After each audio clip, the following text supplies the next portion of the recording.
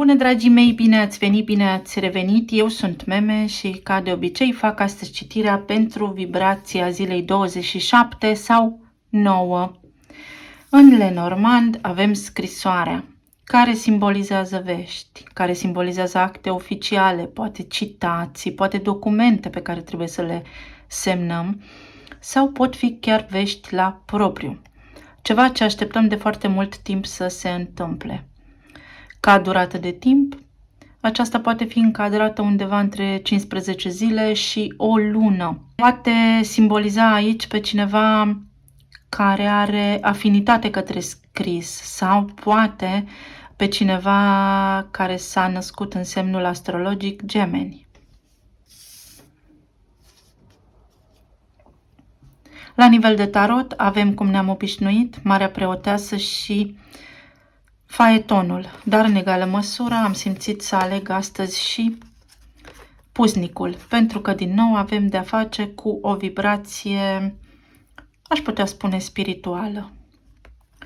Marea Preoteasă află niște vești mult așteptate, dorite, sau niște vești ies la lumină. Pentru unii dintre voi adevărul despre ceea ce vă interesează, pentru alții dintre voi pot fi contracte de muncă, pot fi contracte, asocieri în afaceri, pot fi pur și simplu mesaje pe telefon, pe internet, e-mail-uri, etc. De la oricine așteptați voi, care sunt acum în desfășurare, implică o acțiune, implică o schimbare.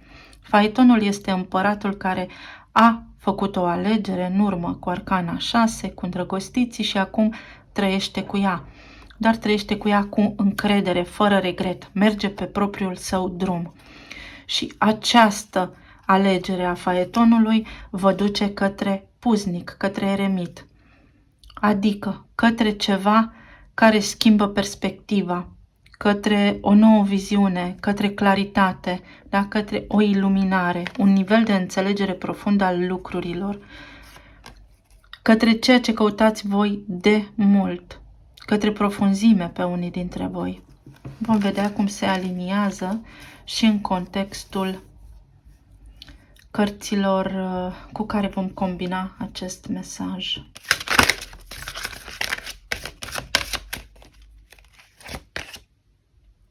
Conversație de la suflet la suflet. Să discutați cu sinceritate despre sentimentele voastre în relație, în afaceri, la locul de muncă, cu familia. Scrisoarea mai poate însemna și o rețea medicală, poate primiți niște analize pe care le-ați făcut sau pentru care v-ați îngrijorat cu o zi în urmă sau cu ceva timp în urmă și în sfârșit căpătați o perspectivă de ansamblu, în sfârșit ajungeți la a înțelege în profunzime lucrurile așa cum sunt ele în realitate. Este o lumină, o clarviziune care se așterne sub această vibrație pentru că am puznicul aici, iar ieri cu cartea am avut dezvăluire. Casa a patra, casa copilăriei noastre. Poate unii dintre voi aflați niște vești de la copiii voștri sau poate unii dintre voi aflați niște vești care vă bucură la fel de mult ca atunci când erați copii. Veți simți bucurie de copil. Este casa începutului. Este 4, stabilitatea, viața noastră în planul material. O bucurie în casă, de asemenea. Puteți afla niște vești care vă oferă bucurie în casă. Sau poate acte pentru casă. Poate vă cumpărați o casă și în sfârșit semnați actele la notar. Sau primiți un credit.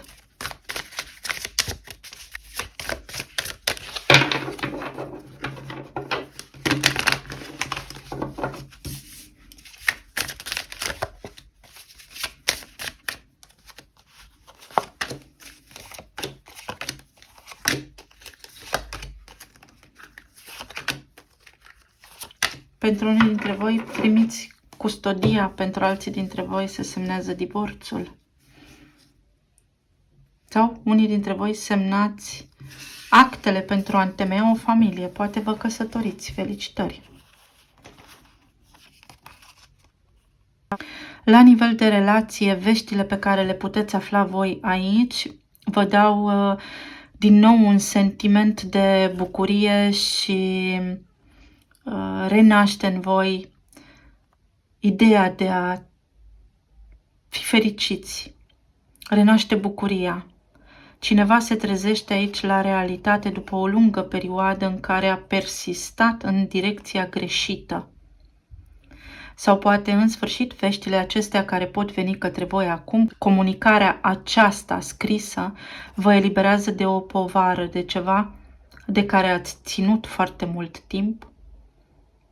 Vedeți problema dintr-un alt unghi, vedeți problema dintr-o altă perspectivă. Sau poate în sfârșit clarificați un dubiu în legătură cu o situație de trio. Poate cineva în sfârșit face alegerea corectă. Judecata înseamnă o împăcare, o revenire, o renaștere a unei situații care vă bucură și înlătură din viața voastră povara. Povara unei lungi așteptări.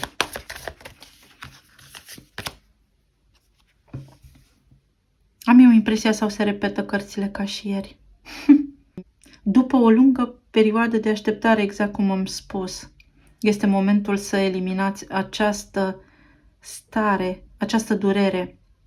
Se vindecă o rană. Veștile pe care voi le primiți sau mesajul de la persoana iubită sau de la persoanele cu care voi aveți treburi zilele acestea, vindecă o rană. Cineva poate repara ceva. Voi vă vindecați pentru ceva ce a durut anterior. Diavolul, vă vindecați de codependență. Unii dintre voi aici sunteți ademeniți. Veți primi niște vești ademenitoare, pline de pasiune, o interacțiune parcă ruptă din pasmă așa magnetică și clar magnetism. Cineva s-ar putea să vină către voi cu o dorință arzătoare și pe voi să vă bucure acest lucru.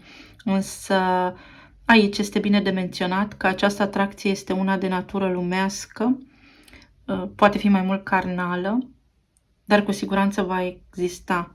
Persoana la care vă gândiți voi acum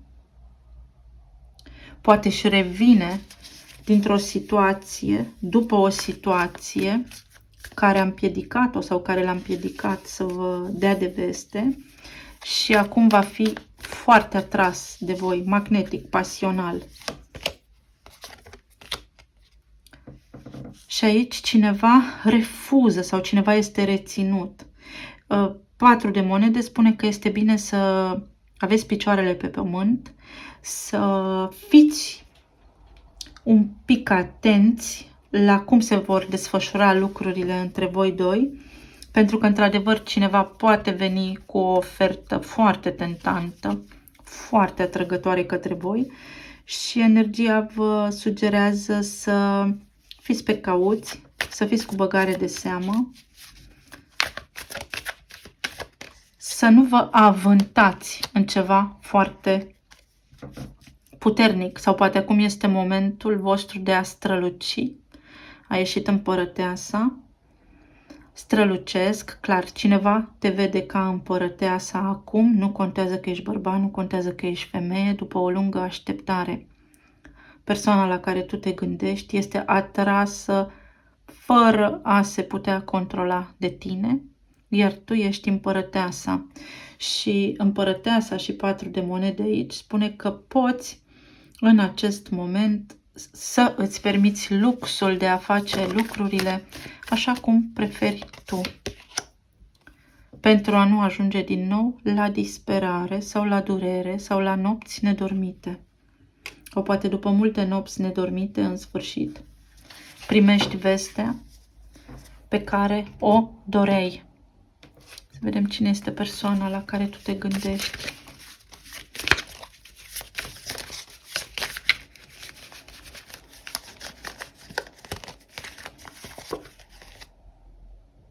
Templu.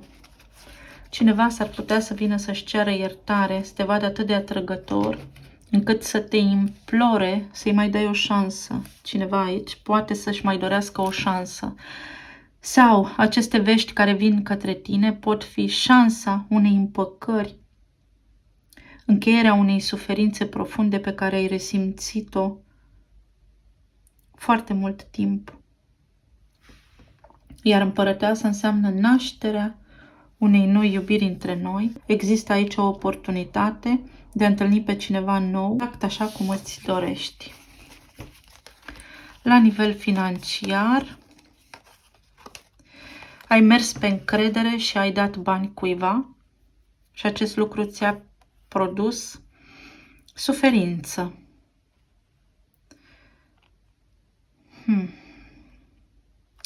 Aici înseamnă clar, am avut încredere în cineva care m-a trădat în legătură cu banii.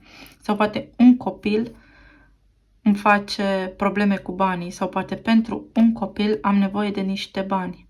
Posibil ca să îl vindec. Sau posibil ca să îl ajut. La serviciu, dacă dorești o mărire, nu suferi în tăcere, ci mergi și spune celui care trebuie ce-ți dorești tu. Nu suferi în tăcere sau nu vorbi cu colegii. Mergi direct la sursă.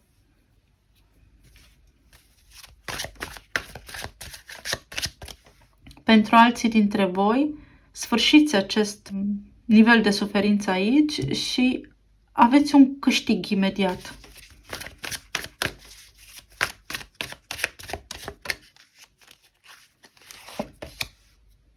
Zece de bâte. Pentru banii aceștia veți avea de lucrat la ceva, dar puteți să o faceți, veți avea de muncă și veți avea opțiuni să alegeți ce anume doriți să faceți.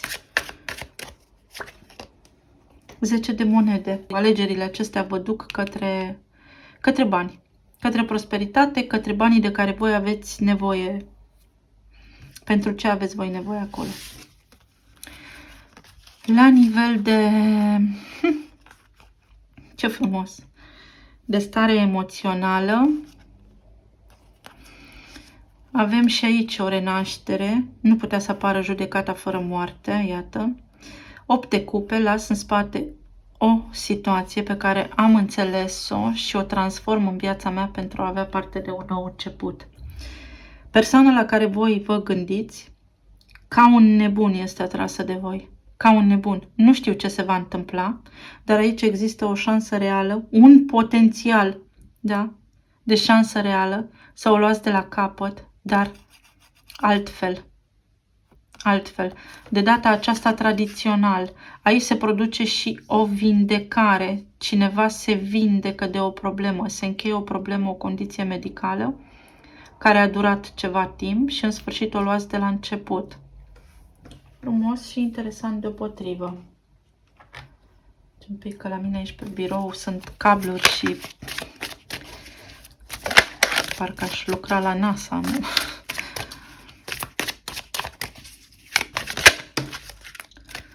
Iată, la nivel emoțional faceți planuri.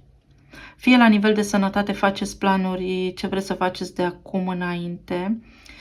Unii dintre voi învățați să mergeți, nu știu ce înseamnă acest lucru, sau vă recuperați după ceva la stomac, poate suferi recent o operație și vă vindecați, iar alții dintre voi la nivel de stare emoțională, de suflet, veți avea o alegere de făcut. Aveți de ales, plănuiți ceva, plănuiți următorul pas, veți putea plănui următorul pas. Magicianul, pentru că sunteți magnetic, pentru că acum puterea este la voi și când spun puterea, spun liberul arbitru, spun puterea de a decide. Veți avea de ales și să vedeți dacă persoana la care voi vă gândiți doar vorbește sau și acționează. Dar după cum arată cărțile de aici, arcanele majore, intenția acestei persoane pare reală. 9 de cupe. Pare exact ceea ce vă doriți voi. Este o împlinire emoțională aici. Cineva își va cere scuze spășit. Cineva va recunoaște iubirea pe care o poartă, pe care vă poartă. Ia să mai luăm o carte. Cineva în sfârșit câștigă acțiunile. Să fiți atenți la acțiunile omului. Nu la cuvinte. Deci fiți atenți la modul în care acționează și la ce va face dacă nu aveți încredere în ceea ce spune. O frumusețe. O frumusețe.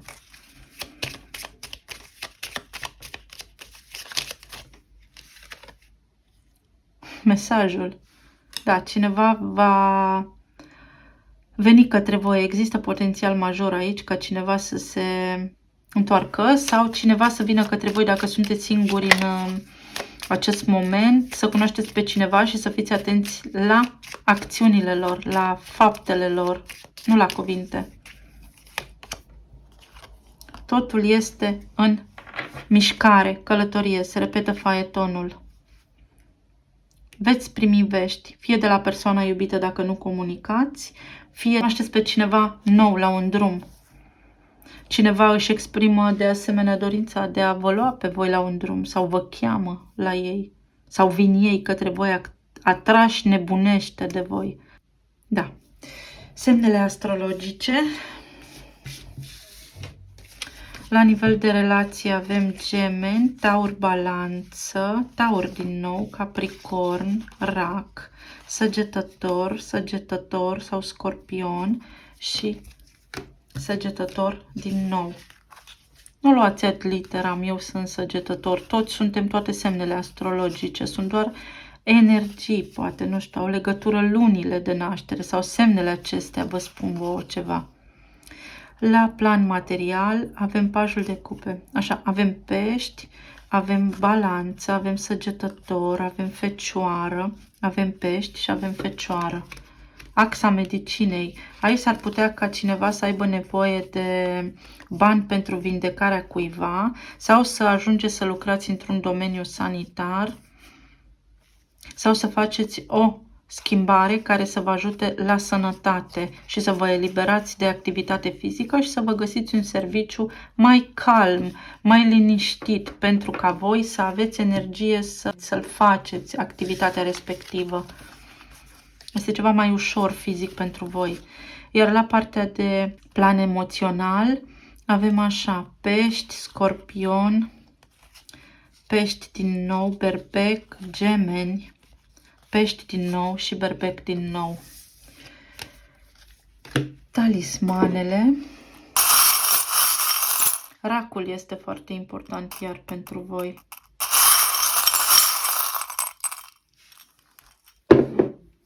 Ceva ce are legătură cu mama. La nivel de talismane, iată, se schimbă situația, intervine o relaxare între voi doi acum, care vă bucură, iată, coroana de împărăteasa, pentru că era necesar. Aici este mâna Universului, adică din plan subtil se vor întâmpla niște lucruri. Din nou am semnul racului. Niște lucruri la nivel de energie feminină, ceva nou se naște aici. Aici am un Z, dar el mi se arată ca un N, deci situația scapă de niște bruiaje. Asta înseamnă pentru mine. Și ceea ce îmi doresc eu să se întâmple, se întâmplă. Ce este al meu este pus deoparte. Deci acest mesaj, aceste vești sunt menite pentru ca voi să le descoperiți.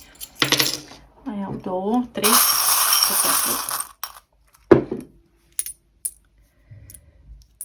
un semn al Capricornului. Aici este dragostea unui părinte pentru copil, un echilibru între mama și tata, deci posibil să fie aici legătură cu ceva partaj, divorț, se stabilește casa în care copilul trăiește, ori la mama, ori la tata, ori mama și tata să se împace, iar aici ce este al tău este pus deoparte. Și acest talisman spunea, dorințele tale devin realitate. O energie și o vibrație bună este sub 9, care este cifra înțeleptului. Este casa lui Jupiter, este casa aspirațiilor înalte, este casa spiritualității, a onorurilor, a profunzimii și a evoluției. O concluzie, apare o concluzie după o perioadă lungă de așteptare. Dragii mei, vă îmbrățișez cu drag. Vă mulțumesc pentru fiecare zi și moment în care îmi sunteți alături și pentru atenție și să ne reauzim sănătoși și data viitoare. Pa, pa!